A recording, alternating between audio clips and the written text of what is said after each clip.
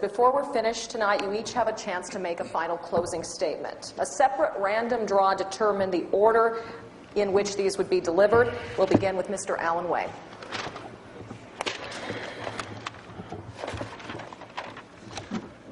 As I said at the opening, this is about governing. We virtually all agree on the issues. We'll have to debate the 13 million issue with Suzanne at a later time. But this is about governing. And I'm personally at the peak of my professional experience where I am in life. My values. I'm pro-life. I'm pro-family. I'm pro-Second Amendment. I'm pro-10th Amendment. And I'm good for my word. My vision for New Mexico. Improved economy. Bigger and broader private sector. Improved education. Lower taxes. Increased pay for teachers and first responders, a stronger public safety, and an absolutely secure border. Is that an impossible dream? I'll tell you an impossible dream. I've told the story once before. 41 years ago, when I was a young first lieutenant, moving on an infantry operation in Vietnam, a Marine several yards to my left stepped on a landmine, and he went up in the air, and when he came down, he didn't have any legs, but he didn't know it. And a corpsman stabilized him, and a medevac was called. And when the helicopter arrived, they put him in a poncho, as they did, because they didn't have litters, and they took him to that helicopter. And then he realized he didn't have legs, and he started singing a song that some of you older people will remember, The Impossible Dream. And he had a beautiful voice. I remember it like it was yesterday, and that song carried across that battlefield, and there were tears in men's eyes. And he left. And I've never seen him again, of course, but that Marine has inspired me my whole life to get up and do the impossible. If you trust me, if you elect me, I won't let you down.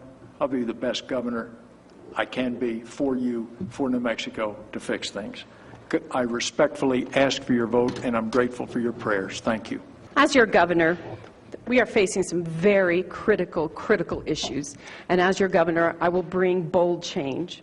I will bring change to make sure that we cut back our government, to make sure that we cut waste and the fraud that is currently in our government spending, so that we can make sure to provide a positive environment for jobs to be created. I am well aware that government does not create jobs. I am very aware of that. Small businesses create jobs. And no small business would have a greater partner than I in making sure that we create that environment for businesses to develop and grow. We've lost an awful lot of jobs to Texas, to Colorado, to Arizona. We rank number 16th in the amount of taxes paid per capita. In Texas, they're 46th, Colorado 45th, Arizona 41st. We're not even competitive in our own region. And economy, we have a global economy. People can do business anywhere in the world.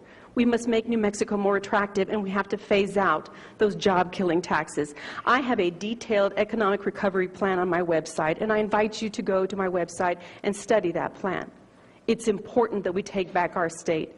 It is extremely important that we have a governor that we trust, that will deliver the results necessary to make sure to take back our state. We are in a critical election. We cannot afford 4 more years of the very same poor leadership that we have experienced the last 8. We will die as a state. We have got to take it back, and we have got to take it back because we insist on bringing strong ethical leadership, and I have that proven record from Doña Ana County that I can bring to this state, and as a public servant, I have done so proudly, and I have done so ethically and honestly, and I make no apologies for having done so. I appreciate it, and I hope to earn your support and your vote. And your prayers are most important. Thank you. Thank you, everyone. I'm proud to be a native New Mexican. And I want New Mexicans to be proud again. I want New Mexicans to be proud that this state provides opportunities, it provides fairness, it provides equality, it rewards efficiency. That's the type of state I want New Mexico to be. We need to fix Santa Fe. We need to become business friendly so we can create jobs and maintain and retain jobs. We need to repair our education system. We need to take care of our border issue and our immigration issue. And we need to stop one-party rule. And that really didn't come up in this debate, and I would have raised it earlier on one of the questions, but I didn't have time. We function better when this state has two parties watching over this state, involved in critical decisions, looking over projects like the Rail Runner with meaningful input, not just having it shoved down a minority in the House and Senate. So we need to end one-party rule, which means we need a Republican governor to stand up to what has been this one-party rule throughout the state and our entire congressional delegation as is currently the situation. So I strongly request all of you that are watching, stay engaged. Please vote. Let's show a strong turnout in this primary, and let's stay engaged in the general election, and let's end one-party rule, and let's not have 8 more years of an anointed successor to Governor Richardson. Take in mind that there is no other debate going on in this primary. There is no one else that has to stand up with other candidates and discuss issues. There is an anointed successor to continue what we have in New Mexico, or there's a choice to end one-party rule. I respectfully request your vote. Thank you.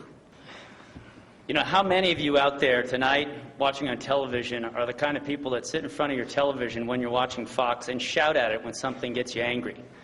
But you know what? I was one of those kinds of people. You know, I'm a citizen. I'm a person who gets up in the morning and takes my son to school. I have a dog with arthritis. I pay a mortgage.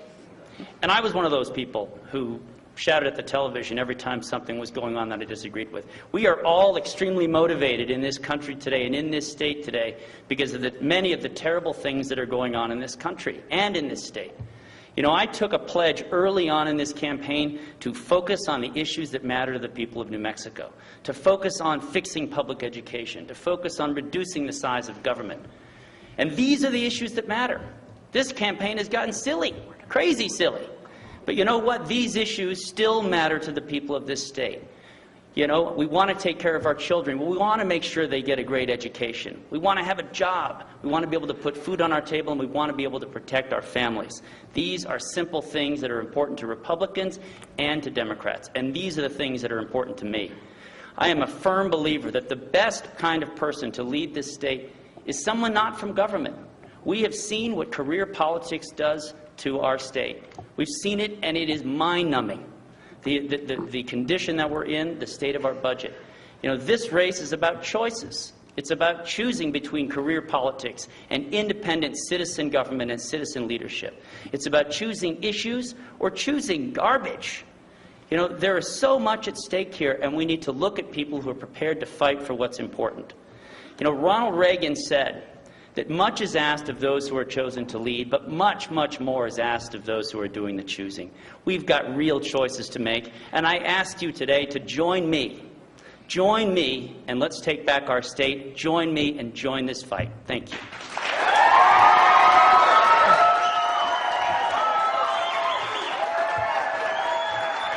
You know, our state has been denied the opportunity to progress.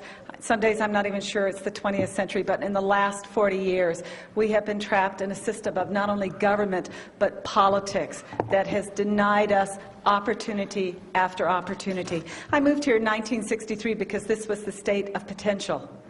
Well, it hasn't changed. Still the state of potential. I'm ready to move on. I'm ready to move to the state of excellence, the state of success. So I'm here to apply for the job of governor. And you know, some parts of this job are not very sexy. But here are the things that I'm going to do, because there's some processes that don't work in your state government. How many of you would like to go to the motor vehicle department and not spend a half a day there? What do you think? You know, how many basic systems that do not work in state government, we can fix those things. But you know, those basic systems, some of those backward thinking thought processes has actually crippled our economy. We are no longer competitive among the states that surround us. We have held back business.